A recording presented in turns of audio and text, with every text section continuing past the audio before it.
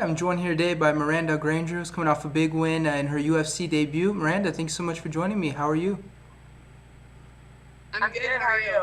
I'm doing well. Thanks for asking. And I assume you must be doing pretty well. You made your UFC debut. Everything went well. How do you look back at your performance in that fight? I'm pretty happy with my performance. I took the fight on 2 weeks' notice, and I don't think anyone really thought that I could go the full 15 minutes without feeling fatigued because my fight ended so early. But I feel like I accomplished that pretty easily. So you mentioned the 2 weeks preparation. What was the preparation like as you get ready for this fight, considering that it is, of course, on short notice? Hold on. The preparation for this fight, it was just like every other fight. We basically took the week and a half that I had before I left for New York and treated it like a full fight camp. So every single day we kind of treated it like a full week of a fight camp. We just pushed it really hard. I didn't really take any breaks because I knew once we got to New York I'd have some downtime. So, I stayed in shape and stayed ready after my last fight in May, just with the anticipation that something might pop up. So, I was ready. I was ready when I got the call. And how did you feel physically out there? Did you feel different considering this was kind of a different camp for you, or did it feel just like any other fight? It felt a little different just because it was at a different weight class. Usually I fight at 115, and this fight I haven't fought at 125 since my amateur career in like 2016. So it's almost been like 3 years since I've actually fought at that weight. So that felt a little different. But besides that, I felt fine. I would have liked to have a full camp and fully prepared for the fight, obviously, but I still got the win, so that's really all that matters, I guess. So next, can we expect to see at 125, or are you going to go back to your weight class at 115? I'd prefer to go back to 115. Okay, and so this was your UFC debut. One thing fighters they always mention when they make their debut is, of course, the octagon jitters. Did you experience anything like that? Any anxiety, any jitters, anything like that? I wouldn't say any anxiety or anything. I was more just excited.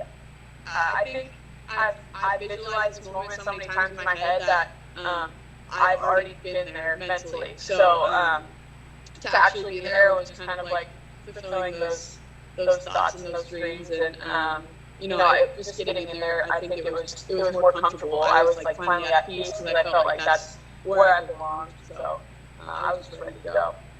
And what's the emotion like in the locker room? Is this just like any other fight, or does it feel like it is something a little bit different? It definitely feels a little different. There's cameras that come back and they like videotape you, Sherdog.com, videotape you warming up. There's pictures being taken. So that part was actually pretty cool. I feel like I thrive under pressure, and having that extra little added pressure, I think just makes me step my game up that much more. So I love the experience. And we know that when you make your UFC debut, you have a good performance like you did. You get more fans, you get more attention, anything like that. What was the social media like? Did you feel like you got more fans, more attention, anything like that? Yeah, my followers on Instagram went up like by a couple thousand, but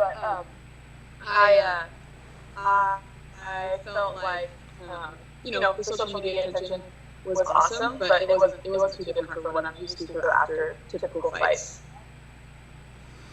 And so what's next for you at this point? Can we expect to see you back in the cage soon? Are you coming off any injuries? I mean, what's sort of the future look like for you at this point? I'd like to fight December. I had a little bit of a foot injury. I think I kicked her elbow or something, so something's a little up with my foot, but it's been healing really fast, actually. So just trying to stay in shape and stay ready. My husband and I are going to Hawaii for our anniversary, so we're going to take a little trip and a little downtime. So for me mentally, I think that'll be good. And then once I get back from that, I'll be ready to just get back into the gym. But yeah, like I said, I think December would be ideal, so I can get a full camp at my weight class. And that's what I would prefer. And what was your reaction when you got the call? I assume your manager must have called you up and said that the UFC were interested in bringing you in and stuff like that. What was that call like, and what was your reaction when everything started to kind of happen for you? My reaction was just pure excitement. I was with my whole family. I was just walking out of church, and just to be around my whole family to get that call, I anticipated it maybe happening, but I didn't know it would happen so soon, and so the process would be so quick. So I was just nothing but excited and grateful, and just thankful for this opportunity and the experience. So just happy. And since this is a UFC debut, I like to ask people that usually make their debut, but are you full-time now in fighting, or do you kind of have a job on the side? No, I've been full-time in fighting for a while now. Even towards the end of my amateur career, my husband and I decided that this is, the path that I wanted to stay on, and we sacrificed a lot for me to just be in the gym full-time. I knew that hopefully this would pay off, and he knew that too, and he saw something in me, so he sacrificed a lot of his time to work extra, to dedicate more to that, so that I could just be in the gym full-time. So this is a full-time gig for me, and I couldn't be happier. Obviously, it was all for something. So. And do you think that's an advantage you have over some of these? A lot of the younger fighters, they are juggling some jobs sometimes, along with trying to be a full-time fighter. Do you think that gives you an advantage because you get to focus a little bit more on your career, focus a little more on training?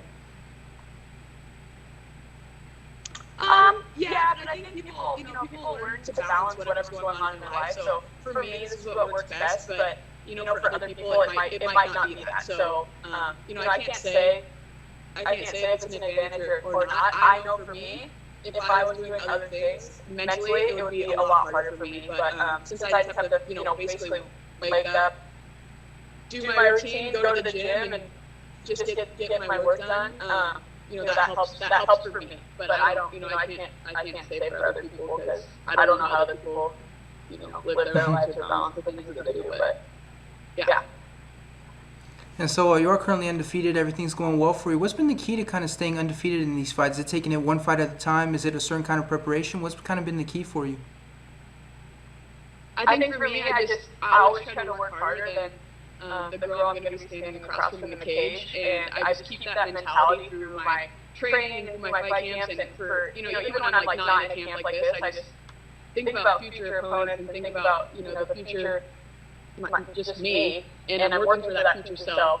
I'm not working for this person right now, so I think having that mentality of just always trying to just keep my head down and keep grinding, I think I just give myself that edge, and my camp and my team, we might be a small gym in Everett, but I've never met harder working people in my life. And I train with warriors every single day. I lose and I win in the gym, and I think that gym mentality that we have is just, it's not found very often in gyms anymore. So. And we know a lot of fighters, when they kind of make it to the UFC, they make it to that next level, when they're undefeated, a lot of them, they feel kind of that pressure, taking that first loss on the big stage and stuff like that. Does that bring any kind of pressure for you, or is that, if anything, more motivation? I think it's just more motivation. Yeah, I love pressure. I've always thrived under pressure. I've played sports my whole life, and I usually do the best in the biggest games, so I played like soccer, softball, and basketball, and I tend to do better when we were in playoffs or in, going to state or whatever it was. Like, I just feel like that pressure just, builds something inside me and just, helps me perform. And now that you made your debut, let's say looking back 10 years from now, you kind of look back on your debut, what's kind of the key thing that you're going to remember? What is it that was the most memorable for you in your debut?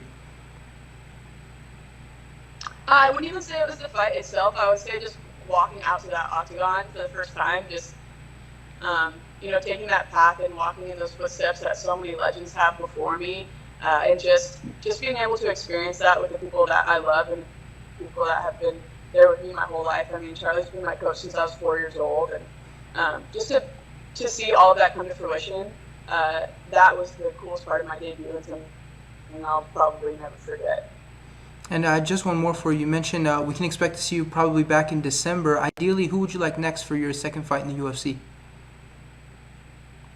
I don't necessarily want to call anybody out, but I do believe that there are a lot of girls in the top 20 that I would do very well against, and my skill set would do very well against. So, I don't have a preference. I just I want to fight. So, and I want to fight, and I want to climb that ladder, and eventually I want to fight for the belt, and that should be the ultimate goal. So, whoever's gonna be that next step to get to that level, that's who I want to fight. All right. Well, thanks so much for the time, Miranda. I really appreciate it. Congrats on the victory. Congratulations on the debut. We look forward to seeing what's next for you. All right, thank you very much.